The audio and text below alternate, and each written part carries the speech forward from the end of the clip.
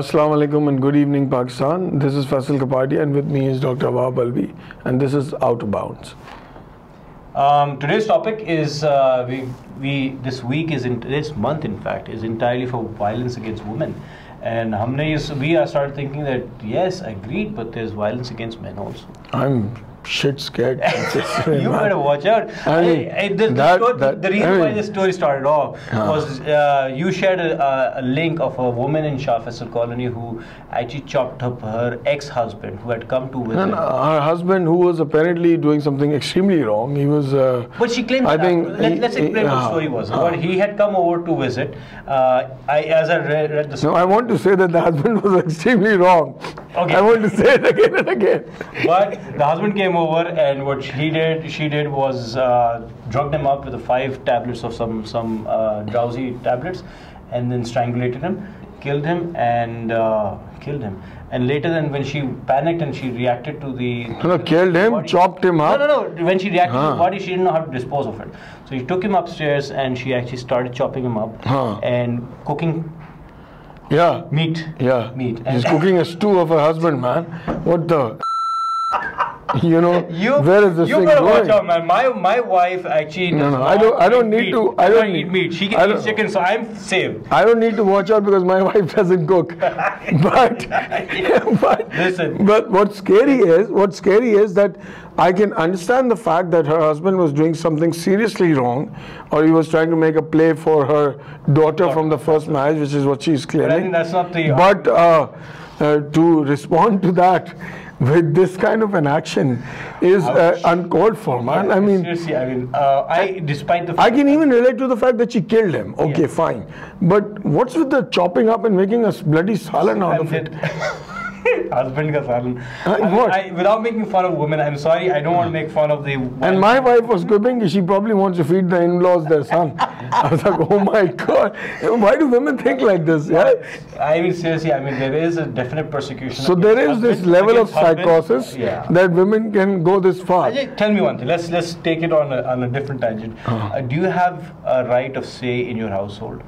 Of course I do. I mean, you're able to get away with everything. Not get away with everything, but I have an equal right as far as. That's what the strategy. It's a democracy. You're still shit scared of her. What's the? I'm shit scared since yesterday that I might not have done something to offend her.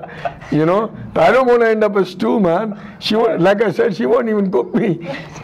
My wife doesn't eat meat at all. So I am on the safe category. No, but do you think that this aspect of society has been completely ignored? That there's a lot of violence against men as well, and men are also repressed. I think that's a very small fraction. Me and you both know that most of our friends are completely repressed. But most of our friends. I think either we make fun of that. Yeah, but we're just making fun of it and just fun is okay, fine. But do you actually see that as compared to violence against women, where there's a larger amount of population that actually does violence against women? Why are married men in Pakistan so intimidated by their women? I think for obvious reasons of what we saw yesterday. Worldwide. I think it's just the play of the couple relationship, in the sense that the husband is. But where does the bloody stew come into the couple relationship, man? I mean, there was Lorena Bobbitt, and this is like 3 steps ahead of that. I mean, what's our society coming to? And you know how she got caught? A friend visited and smelled weird stuff being cooked. So when human meat is cooked, it smells weird. Well, I don't know. You want to try it out? No, I won't try it out. I could try that out with you. No, but see, what is our society coming to? First there was this cannibal, that necrophilia thing. Now this, I mean, what's happening, man? I mean, I don't think this is the psychological impact of maybe society under pressure, under strain. There are a lot of people who are wackos of a different variety, and I think we and you both are some sort of wackos on a different variety also. Not to specify. But for a person to... Yeah, I agree. I don't think he's still getting over the fact. I mean, the way he's looking at me, he's still shocked. He's like, I am shocked. Who makes a salan out of their husband, man? That's like uncalled, unprecedented, unbelievable. Man. It is unbelievable. And our media is even more shocking, man. They were showing pictures of the salan. Yeah. I didn't see that. They showed live pictures of the salan, man. Oh. How can you do that? Even the link I sent you, if you open it up, was shocking. I saw and Express Tribune, I was shocked. Yeah, they had a picture of the bowl of salan, of the pot and the meat inside, cooking. That's gross. That's insane. That's really... As just moving on, violence against women. What's your comment on that, and how should we actually? I think men would be too shit scared after yesterday to do any violence at all. Forget it against women. But I guess it does happen a lot in our society, and this is a male-dominated society, and women are oppressed. They're subjected to a lot of humiliation in the workplace as well, which is very wrong. A lot of harassment. The biggest issue, I think, if I look back, the biggest issue is the woman coming into the in-laws' house. And then that, I think, in my wife and his wife, I think the biggest common denominator in their conversation is the in-laws. And off the record, mind you, my mother should not see this, and my sister should not see this.